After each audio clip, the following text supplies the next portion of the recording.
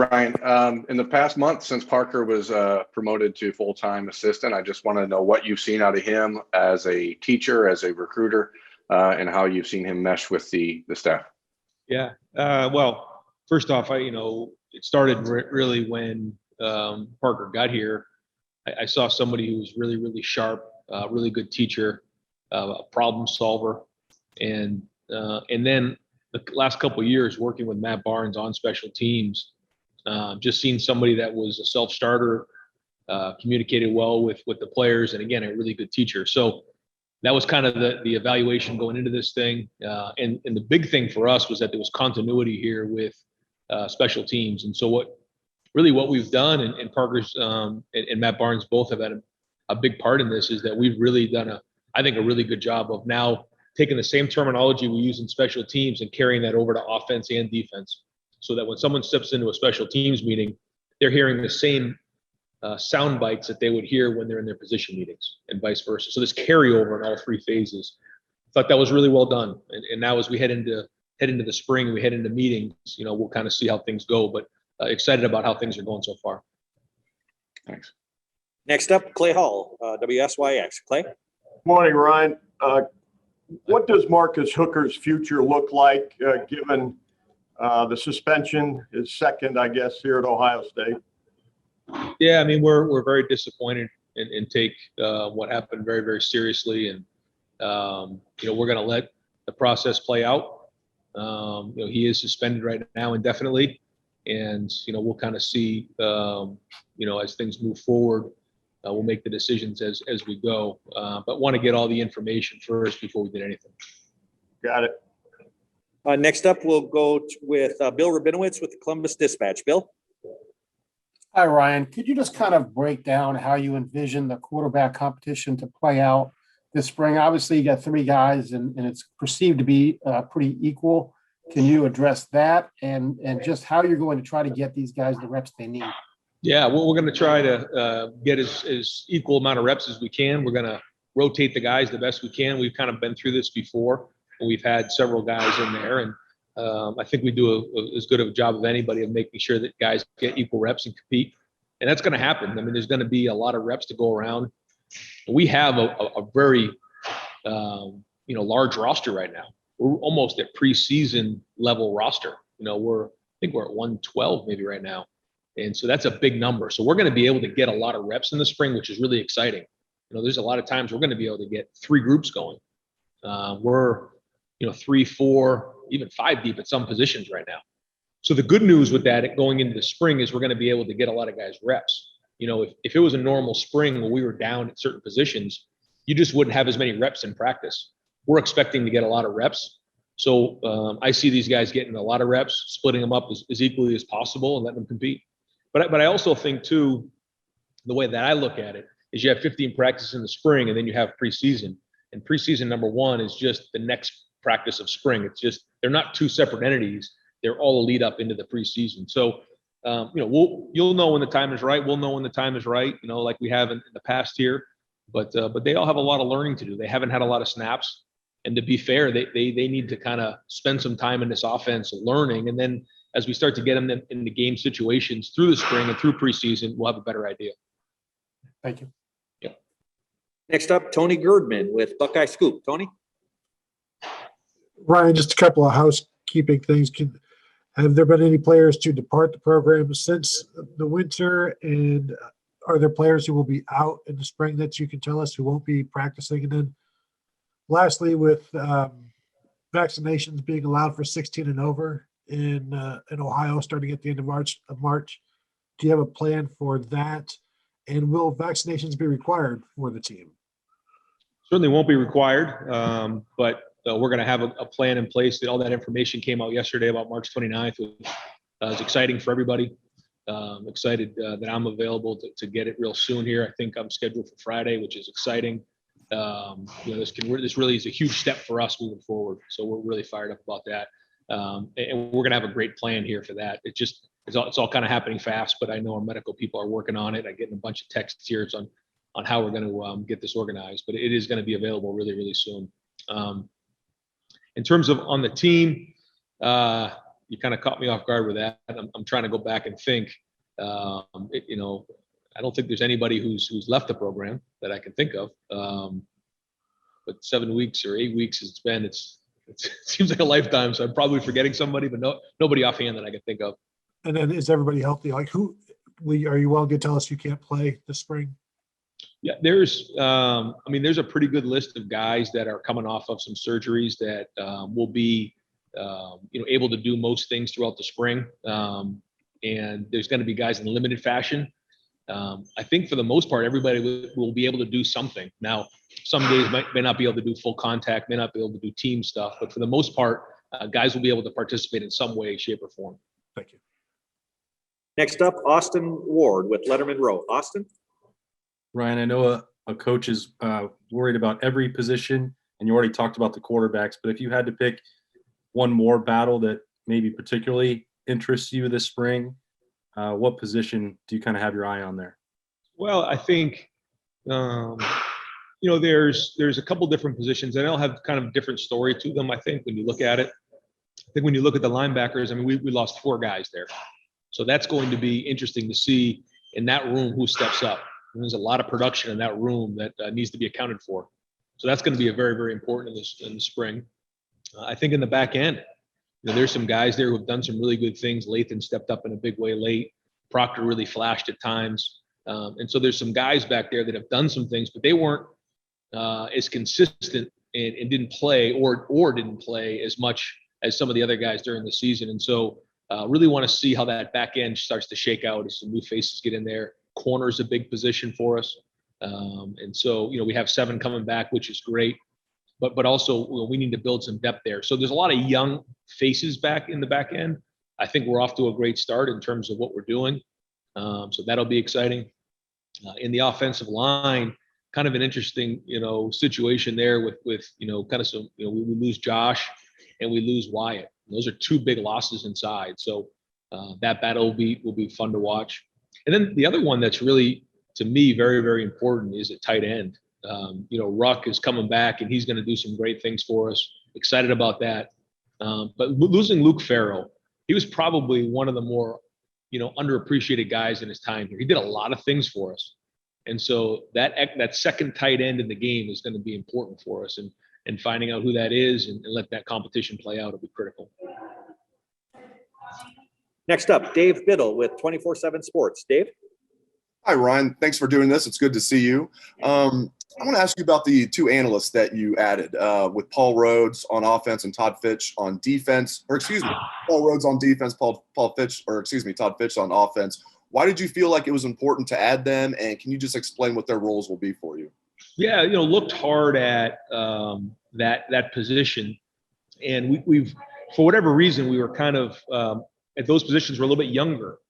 So, we had Brian Hartline there, we had Corey Dennis there, we had some younger guys in there. And I felt like it may help to have a little bit more experience in those roles as we head into this season. I think every year you kind of look at it and figure out, what do you need? And these are 2 guys that I have a tremendous amount of respect for. And the first thing we looked for was the fit. Todd Fitch is somebody that I've worked with before. He's got a tremendous amount of experience. He's a really good coach. I worked with him at Boston College. He's been around some great offenses. But he has the right personality for this situation. And he's going to really help us on offense. And then Paul Rhodes, while I didn't know him and have worked with him, I talked with several people that had worked with him. Chip Kelly being one, Jeff Hafley being another, Coach Wanstadt. There's a lot of guys that just couldn't say enough great things about him as a person. And then obviously his background and what he's been through and his experience is critical. And I will say the early returns on this has been a home run, like A+. Just really great feel for what we need, great feel for what a room needs on offense and defense, and also their impact on our guys. Just another guy who's been around, who can kind of put their arm around somebody and talk to them. So I'm very, very excited about those additions. Thank you. All right, next up, we'll go with Dan Hope from 11 Warriors. Dan? Hey, Ryan, you talked a lot about, the reps that your guys lost last year. Just in terms of this spring, are there any ways in which you're structuring this spring differently so that guys can get maybe more reps than they normally would? Dan, we've been spending a lot of time talking about this as a staff, and I allowed our entire staff to present to me what really each position had to get up in front of the staff and explain fundamentally and technically what they believe in and what they need this spring to get their guys, to the highest competitive level. And, I took that information back and then started to kind of put together the spring practice schedule. The first knee-jerk reaction coming off the season was we just got to start getting game reps, because I was so nervous about not playing in games. But the more I talk to our staff, we can't just jump into that. We missed a lot of fundamental work, and we have to make sure that we're fundamentally sound and our foundation is right before we just jump into those type of things. So I think it's going to be a combination of really making sure fundamentally where we need to be. But then at the same time, like we talked about, we do need to try to get some team and game reps going in those situations because, I know, especially for the quarterbacks, these guys don't have any game reps, very few anyways. So it's a combination of those two things. And it is a little bit different in years past. But at the end of the day, the goal is still going to be the same. Next up, we'll go with Nathan Baird from Cleveland.com. Nathan? Hey, Ryan. One of these, I guess it falls into the headline of a position battle, but one of the guys that people are really intrigued by is Paris Johnson. Where at the start of the spring does he fit in? Are you looking at him right now as definitely playing one position on the offensive line over the others, or is there kind of a multi-position battle going on between him and the guys who are coming back? Yeah, he has some position flexibility, which he's so talented. And really our tackles and guards are kind of interchangeable when you look at them. They can kind of do both, which really helps. And so he's going to probably start at guard this spring, but he could easily move to tackle quickly.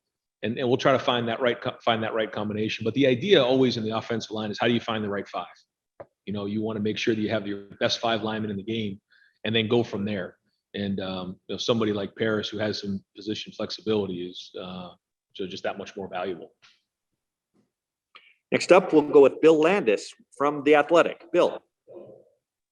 Hey, Ryan. I was wondering what you make of some of the pre-draft discussion about Justin and his ability to go through progressions. It seems like, not everybody is talking negatively about him in that way, but that does seem like a common criticism of his that I'm not totally sure showed up when he was playing for you guys, but I'm just wondering what you think of that. I don't really think much about that. I don't listen to really any of them because, when I, coached in the NFL and coached quarterbacks in the NFL, I would listen to guys speak, and then I'd have my opinions on the quarterbacks that I would study, and then I'd listen to what they say. And, some guys were really accurate. Other guys weren't even close. So I get it. They all have a job to do. And, but some of that stuff I don't really put much stock into. I think when you look at Justin's body of work, when you're throwing a Chris Olave, Garrett Wilson, and some of the guys we have, and the first read is open a lot, that's not his fault.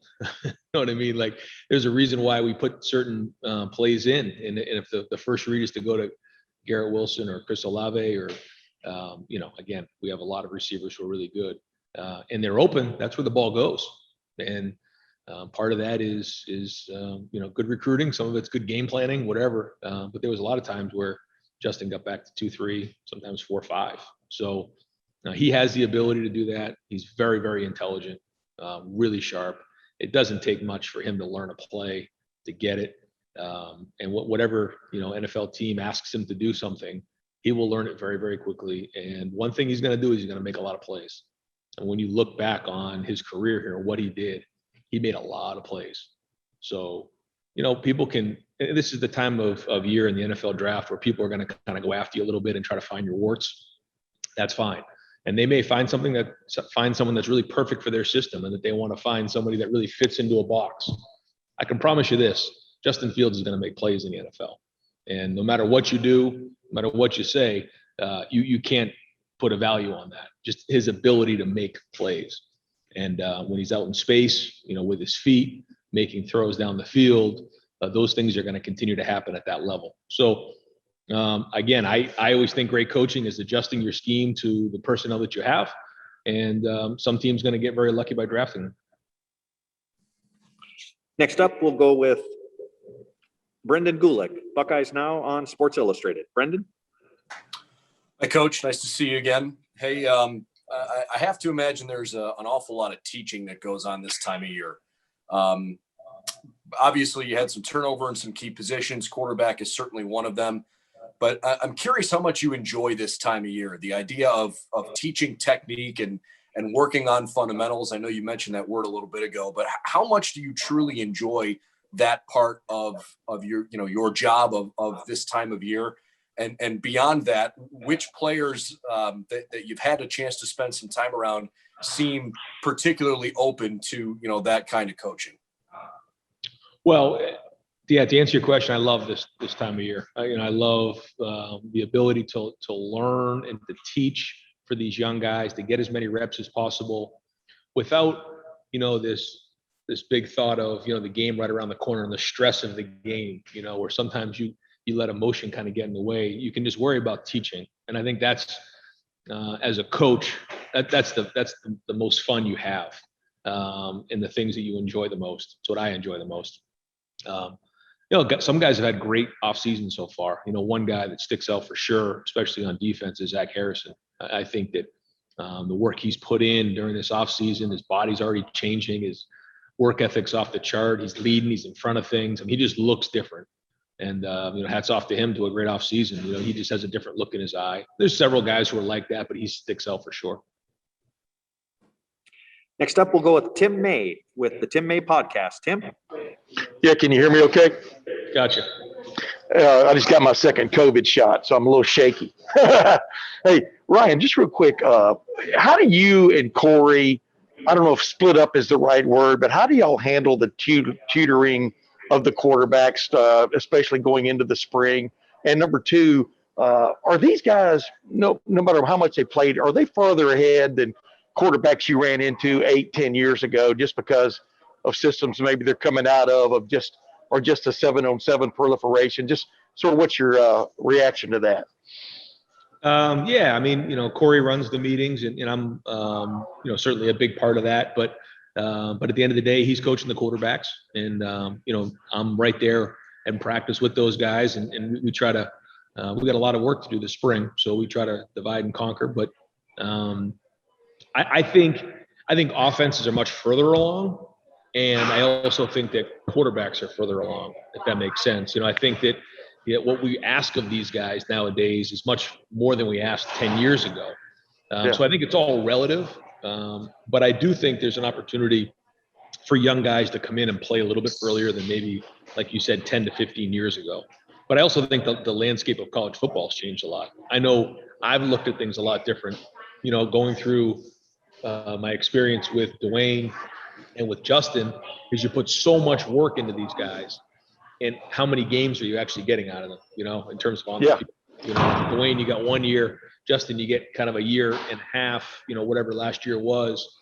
And so I'm excited about having somebody, for at least 2 years, possibly 3 years, because I think that is huge, when you have an experienced quarterback. Now, with that comes working through the growing pains. And that's the give and take of this whole thing. And you can't afford to stub your toe at Ohio State. I get that. But at the same time, I think that's the right philosophy, and that's what we're going to work on. Thanks, man. Yep. Next up, Doug Maurice with Cleveland.com. Doug? Hey, Ryan. I want to follow up on Paris. So Thayer and Nick were maybe the best tackles in the Big Ten last year.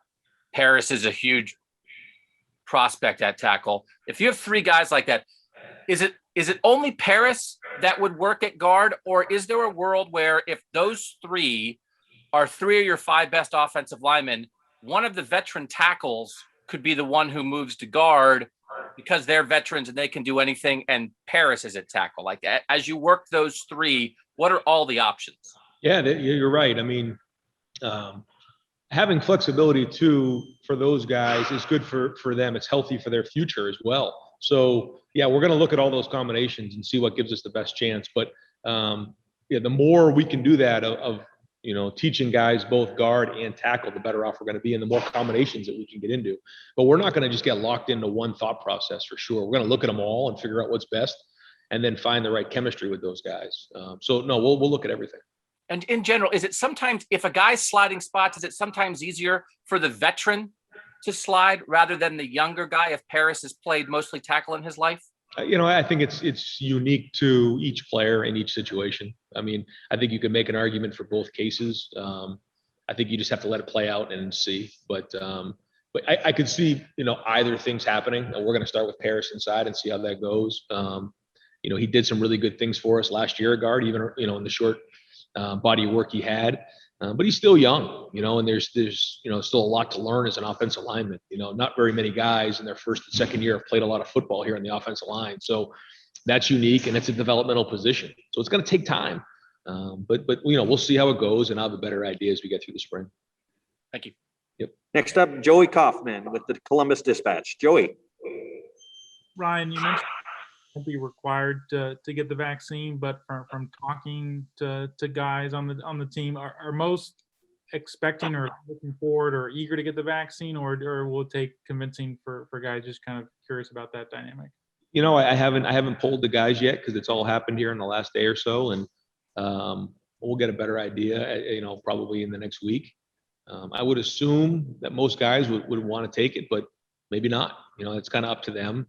And we'll kind of leave it up to them and their families, whatever decision they make, but we're certainly going to make it available and see how it goes. Next up, Patrick Murphy with 24/7 Sports. Patrick. Ryan, going back to the quarterbacks, having been a quarterback, coached quarterbacks, when you have three young guys like this, what would be your advice to them as they really start to amp up this battle here in spring? Yeah, I already talked to him about that. The first advice is what you can do is you can't get in a daily battle with the guy next to you. You're in a room, in a unit where you're all playing the same position, typically only one plays. So that's a unique situation in football. But I've been in those rooms my whole life. And what you find is the guys who fight it, the guys who, end up in this kind of battle with the guy next to them, and it becomes, friction there. It's not good for either group or either guy. And so some of the best, most fierce battles I've been around, they become really, really close. And they have to just dive themselves into the process. They can't worry day in and day out about, am I going to get one leg up on the guy next to me or not? Certainly it's a competition, and there has to be a little bit of that. But what has to happen is you just have to get really just immersed in the process. And how do I get better every day? But also knowing that, there's a lot of guys counting on me to do my job. And I have to build a reputation of somebody that's doing things the right way. I have to create a work ethic. I have to, understand that I know the offense better than anybody else on that field. And when you have that credibility and you do things the right way, then all of a sudden guys will start to follow you, because being a leader is the number one job of a quarterback. And that's hard to do when you're young if you don't do things the right way and create that great standard. So those are kind of the things we've talked about so far.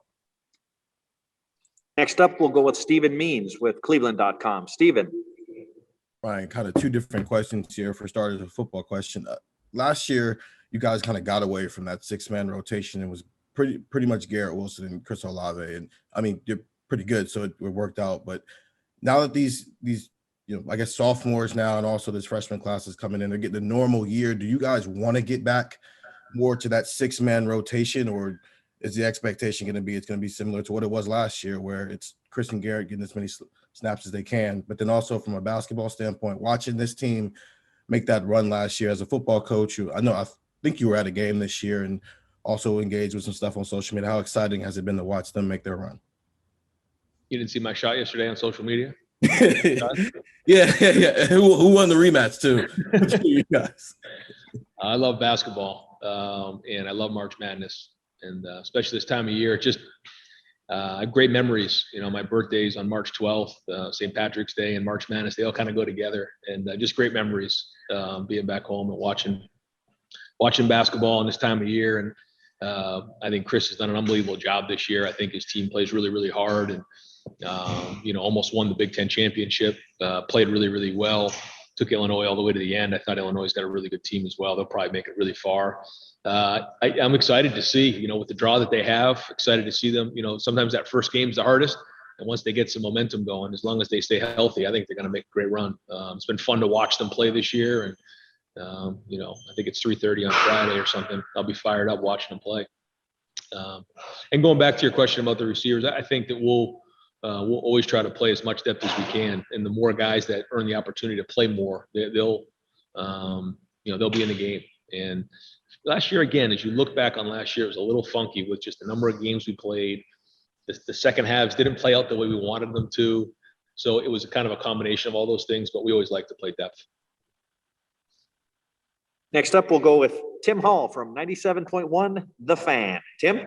Happy birthday last week, by the way, Ryan. And I was just wondering, you talk about the tournament there, how much time you've had to reflect. When we saw you on these Zooms last season, just seemed like such a mental and emotional grind because it was obviously with the cancellations. But are you allowing yourself to get that full-on excitement with the possibilities of a full year? Fans are coming back, sports are bringing everything back right now. How do you view all that? I'm getting there. I mean, it was like taking a punch last week when we had to shut down for a little while because we started getting more, and it was like, oh my gosh, here we go again. But we got back in here this week. We're starting to get going again. We got practice on Friday. The news about being able to have the vaccine here by the end of the month was huge.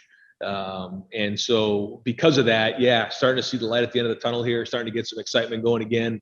Our guys have been into it. I think they've had a really good 7 weeks of training. The attitudes have been excellent. And again, not like nothing's perfect. I think we have a great group, a great culture. There's still things that we need to work on. There's still mistakes that people make, but we're in a good place right now. And it's exciting moving forward in the future. Excited about our young players, excited about some of the guys who have now stepped into some upperclassmen roles playing. And to think that we could get some fans back going and, run out of that tunnel with at least some fans in the stands, hopefully a full stadium would be exciting again. It seems like for a long time, and I think our guys are yearning for that opportunity. But we'll kind of keep one day at a time and just see where it goes. We certainly have learned that you can't get too far ahead of yourself with anything going on right now. Next up, we'll go with Spencer Holbrook from Letterman Row. Spencer. Ryan, last spring got interrupted so quickly and abruptly that the freshmen that came in last year didn't really have a chance to do anything until the summer. How exciting is it for you to be able to get those guys in, now have them in for a full year, and then get kind of their first spring together with the program? Yeah, and it's really like you have two freshman classes. You have two classes of guys that really haven't been through any of this before. So this is all really, really important. And it's great to just get back to work of fundamental. Like that was the thing that I think hit our entire staff as we started talking about fundamentals and techniques. And we just found ourselves on both sides of the ball going back to like just basic hand placement, pad level, how we teach, certain things on, stance and start, and just really starting at the base level. Because a lot of those things didn't happen last year through the spring with our young players. So we're really starting at day one and then building this thing as we go. And so that's really exciting. And I think our young guys really, really need that. And so this spring is an opportunity to do that. And then as we head into the preseason, we'll just continue to build on it. Guys, we just have a few more minutes, but we'll try to do a little abbreviated lightning round and do a couple second questions. First up, we'll go with Bill Rabinowitz from the Columbus Dispatch. Bill? Hey, Ryan, could you just give a quick analysis of what has stood out so far about each of the three quarterbacks and what you want to see from them this spring? I don't think anything stood out yet because we just haven't been on the field yet. But like I said, I'm really looking for leadership, and the ability to kind of learn day in and day out, not make the same mistake twice. It's one thing to make a mistake. You don't just jump on a bike and start riding. You're going to make mistakes. You're going to fall. But how quickly can you make that, correction the next day? If you're making the same mistake for 2 or 3 days, that's not a good sign for a quarterback. That's one. Two, how quickly can you have the answers to the test? We can't in a meeting go through every single scenario that a quarterback would encounter. We talk to the guys all the time. What makes Drew Brees so great? What made him have a Hall of Fame career? Well, I mean, whether it is or not, I don't know, but he had a great career. Tom Brady. What made him great as a quarterback? Was it because he was really fast? Was it because he had great arms? Was it because they were just super talented? I don't think so. I think it was because of their skill that they created, but also their discipline. and their ability to have the answers to the tests before they came up. There's a contingency plan in place for every single play. And as the coach, you can only go through so many and create so many of those in practice. The great ones go through and they study the film and they have the answers to the test before they happen. And I think anticipating what's going on defense as opposed to reacting is the key to quarterback play. So those are all the things we're going to be looking for. It's not all going to happen in one day, but as long as we can start to see a gradual movement towards those things, then that'll be signs that things are going well. Next up, Austin Ward, Letterman Row. Austin? Ryan, when you talk about getting some team and game reps, are you considering doing any of that in the Horseshoe before the spring game? And would you consider inviting all of us to get a little taste of football again in the meantime? Yes to both. Yeah, we're definitely trying to figure out when we can get in the Horseshoe, and if we can invite anybody, we will. Thanks. Yeah. Next up, Tony Girdman, Buckeye Scoop. Tony?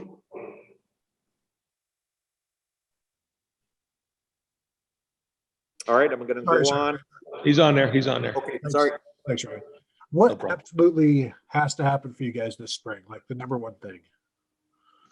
I mean, I don't know if it's just one thing, but we just have to get better fundamentally. We have to make sure we get 15 practices and start with that right there. And then we just need to get better fundamentally. We need to keep guys healthy so they get these reps and they get these body reps so that when we get done with the spring, we have X number of reps on film that guys have actually body repped that we can coach off of film over the next couple of months as we head into preseason. You know, if somebody gets hurt or somebody misses those reps or we lose a couple of days because of COVID or whatever that is, that would be detrimental. As long as we're out there, we're practicing and we get those reps and guys are physically doing it, I'll feel great about it. Let's go to Dan Hope with 11 Warriors. Dan? Hey, Ryan, obviously you guys lost a lot of leaders from last year. Just curious, in winter workouts, are there any guys that you've really seen step up and take on that leadership mantle? I think we had a new leadership committee that was voted upon, which was great to see. Some guys, we picked 2 from each class and 2 from each position. So that was good to see some of the guys that got voted in. I think it's still yet to be seen. I mean, it's been 7 weeks of season training. Some guys have stepped up. Thayer Munford is one that kind of, I've noticed. I've noticed again, Zach Harrison. I'm probably forgetting some others, but yeah, I think as time goes on, those guys will start to, find their voice even more and step up. And some of them are guys that maybe haven't played as much. And sometimes when they start to play more, they start to feel a little bit different way about themselves and they get more confidence to be a leader. But we have some great candidates, and I'll be surprised if we don't have a real good group of them as we head, probably towards the end of spring. Just have a few more minutes, folks. Next up, Nathan Baird with Cleveland.com. Nathan? Yeah, Ryan, wanted to follow up on, I think it was Tony that asked early on about the injuries and things, just because these guys factor in so big for you in the secondary. But Cam Brown, how much will he be able to participate this spring? And then also Court Williams, where is he as far as coming back from the knee? And I guess more importantly, where is he as far as where you see him fitting in positionally, or is he still kind of up in the air there? No, I mean, we have a good place, I think, for Court and what we're doing. We got a really good spot for him in terms of a safety position.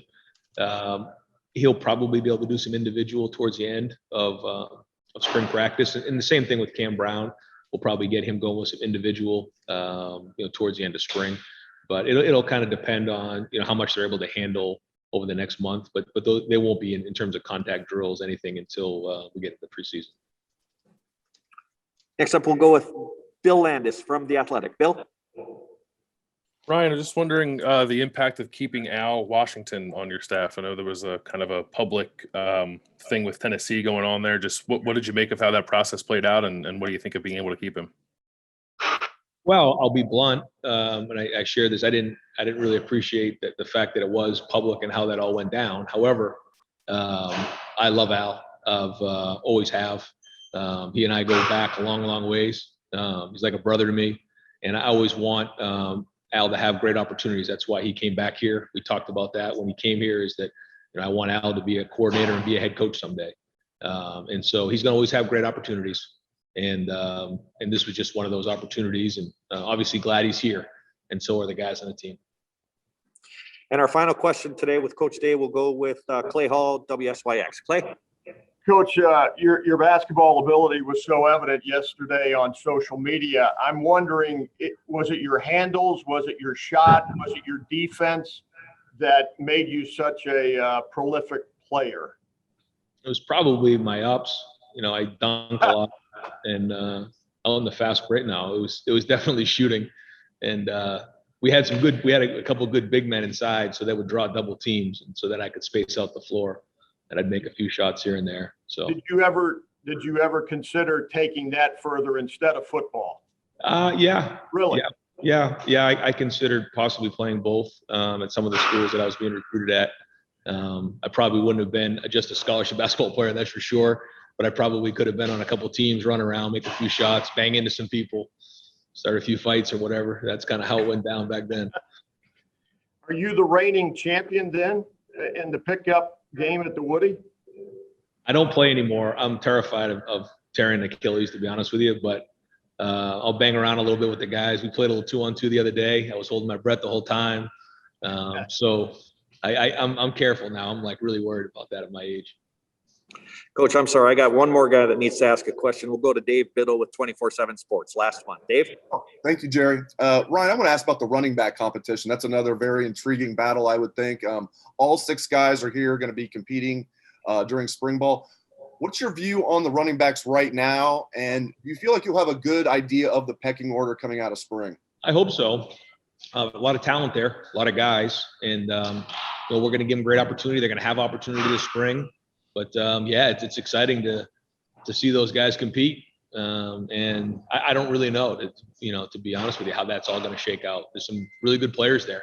And, if there's some things that we look at that maybe there's 2 running backs deserve to be in the game at the same time, we'll do that. A lot of them have different skill sets. So we'll shake that out. But that's the fun part that I'm looking forward to kind of going and building as we go through the spring. Thank you. Appreciate it. Hey, Jerry. Do we take a question from Patrick Murphy? It's St. Patrick's Day. I mean, he has the most Irish question. Irish name of everybody here. I think we did, but maybe we'll go with Patrick for a second round. It's St. Patrick's Day. He's got green on. He's got the red beard going. I mean, come on. It's only fair, Jerry. Yeah, I have a second. I think I saw Guinness in the background when we thought he was paying attention. This is great. Not yet. Ryan, if there are a few guys that stood out, or how do you feel like the guys came through winter workouts? Just how do you feel about everything going into spring with what happened in winter and how guys came through? Yeah, I mean, we decided to push spring all the way back to this Friday for a reason, and that was because Coach Mick really felt like we needed 7 full weeks of getting prepared because we lost all that time. And so I think it's been time well spent. We were obviously really nervous last week that we would have taken a step back with not being in the Woody. I think the guys did a great job with the time that they were out of the Woody of running on their own and doing some lifting on their own. And that's hard to do when you can't look guys in the eye. But we adapted good over that short period of time. And I think, we've made some great gains. And so going into the spring, this is a good group of guys. We got a pretty big roster right now. So we're going to be able to get a lot of football done, hopefully this spring. And so it's exciting. And it's a new chapter, new group of guys, a lot of young faces. So a lot of coaching to be done.